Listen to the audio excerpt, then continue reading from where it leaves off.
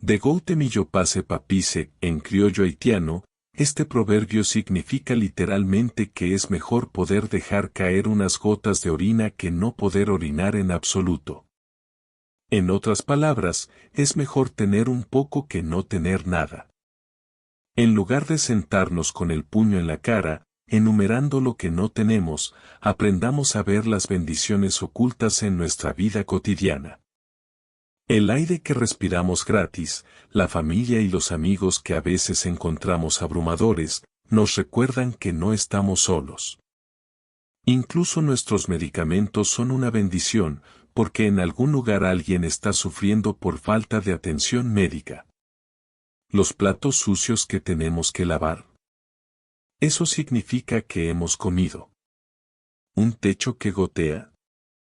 Al menos tenemos refugio. ¿Nuestros zapatos viejos? No estamos descalzos. Hay tantas cosas que criticamos, pero que otros considerarían tesoros. Dios bendice a los corazones agradecidos. Así que recuerden, de Gautemillo Pase Papice, es mejor tener poco que no tener nada.